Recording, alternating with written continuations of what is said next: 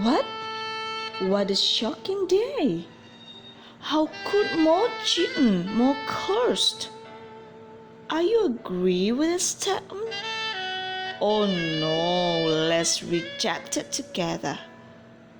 But I have to tell you the third. And the third will open your blessing, our blessing, together forever. Amen. Wow, kok jadi hari yang super mengagetkan ya? Gimana ceritanya? Banyak anak malah banyak kutuk. Bukannya biasanya banyak anak banyak rezeki ya? Pada setuju nggak dengan pernyataan ini? Oh, kalau boleh milih kita tolak bareng-bareng. Tapi aku harus beritahu kebenaran. Dan kebenaran yang akan membuka berkatmu, yang akan membuka berkat kita bareng-bareng. Bersama, selamanya. Amin. Saya sangat diberkati banget dari Ayub 27 ayat 13 sampai 14. Ayat 13. Inilah bagian orang fasik yang ditentukan Allah dan milik pusaka orang-orang lalim yang mereka terima dari Yang Maha Kuasa. Di sini dibukakan tentang orang fasik ya. Ya, mungkin secara general sekalipun ada kelompok orang yang tidak takut akan Tuhan, tidak mengandalkan Tuhan sungguh-sungguh, tetapi Tuhan tetap mengizinkan mereka memiliki hak atas beberapa hal. Misal, dari hasil kerja keras, atau mereka banting tulang siang malam gak kenal istirahat, karena tetap ada upah dari usaha. Tetap ada upahnya di dunia. Walau hanya sesaat atau terbatas. Karena kelompok orang seperti ini sendiri udah duluan menutup pintu janji berkat Tuhan untuk mereka alami lebih berlipat ganda. Ya karena kembali tidak berpegang atau tidak sungguh-sungguh hidup dalam kebenaran dan janji Tuhan.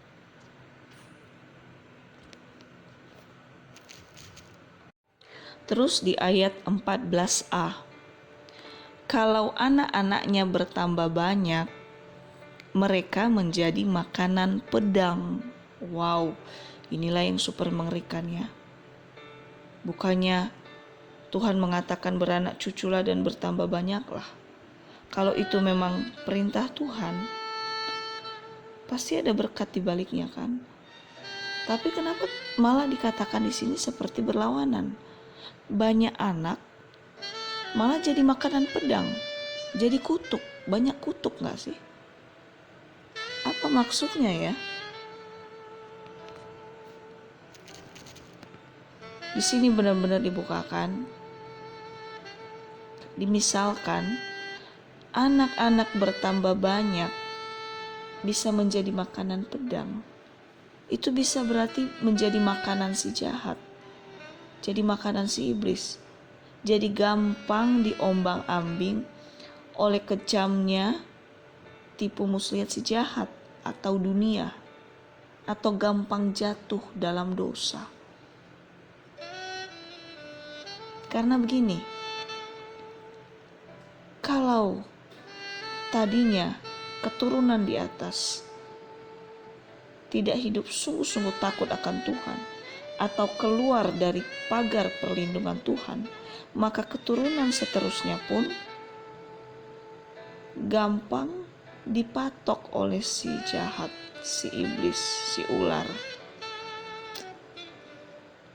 Gampang banget hancur. Hancur bukan berarti jadi melarat secara finansial. Bisa berarti gampang jatuh ke dalam seks bebas, gampang jatuh ke dalam keterikatan minuman terlarang, narkoba, keterikatan dunia yang ujung-ujungnya pasti mendatangkan maut bagi diri keturunan-keturunannya sendiri.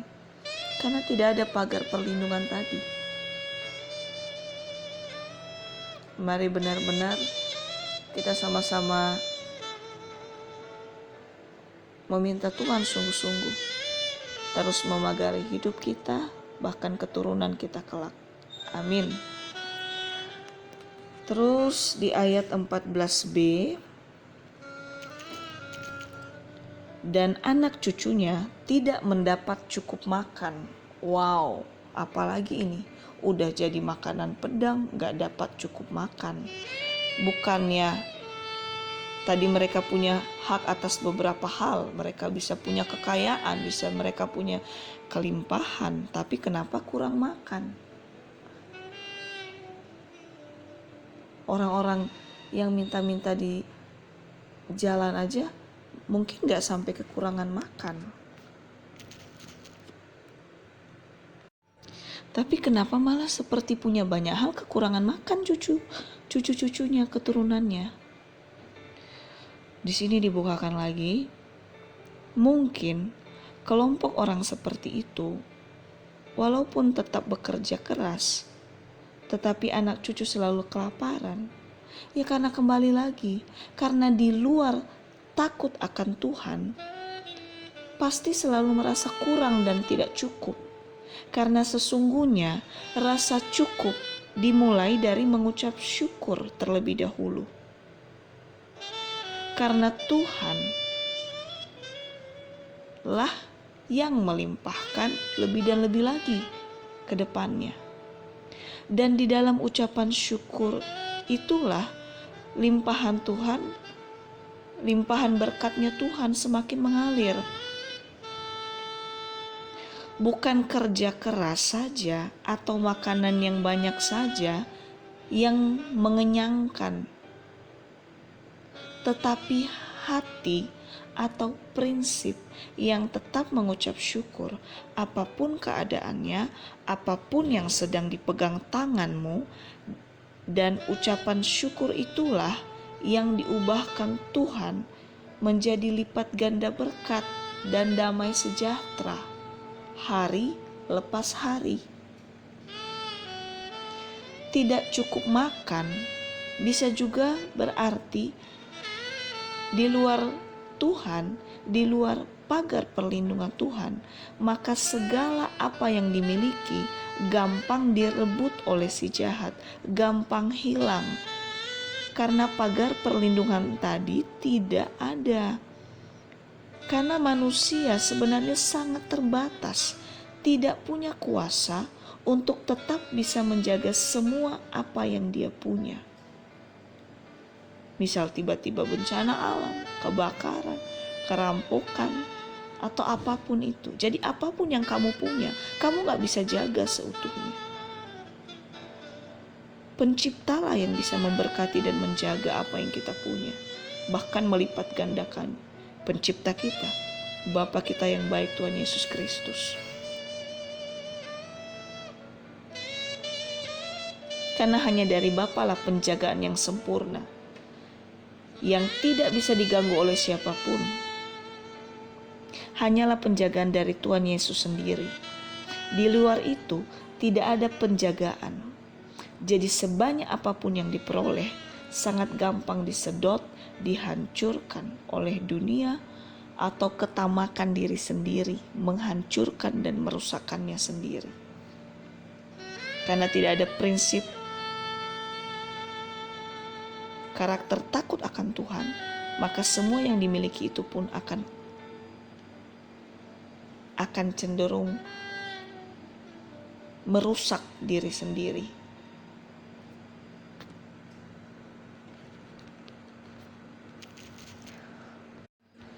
Jadi marilah sama-sama kita takut akan Tuhan sungguh-sungguh. Maka apapun yang kita miliki akan ada penjagaan yang sempurna, dan keturunan kita kelak tidak akan menjadi makanan pedang, atau makanan si jahat. Dan keturunan kita kelak tidak akan kekurangan, tidak akan kelaparan, karena Tuhan yang berjanji selalu mencukupkan, bahkan melimpahkan yang terbaik yang dibutuhkan oleh anak-anak kesayangannya yang diciptakannya serupa segambar dengan Dia. Ini untuk semua orang yang mau hidup di dalam takut akan Tuhan. Jadi banyak anak, banyak rejeki hanya jika sungguh-sungguh di dalam Tuhan. Tetapi banyak anak jadi banyak kutuk malapetaka pasti jika tidak sungguh-sungguh di dalam Tuhan. Wow, Tuhan Yesus, kami serahkan hidup kami yang kami miliki sekarang dan kelak di dalam takut akan Engkau, karena Engkau terlebih dahulu memberikan segala yang Engkau punya untuk kami nikmati dulu, sekarang, sampai selamanya. Mari kita tetap bersyukur, tetap semangat, tetap harus berusaha dan bekerja, dan Tuhanlah yang melimpahkan itu semua yang terbaik lebih daripada apa yang kita bayangkan, dan keturunan kita pun akan dilimpahkan lebih daripada apa yang kita persiapkan kelak. Tuhan Yesus memberkati, tetap semangat, haleluya, amin.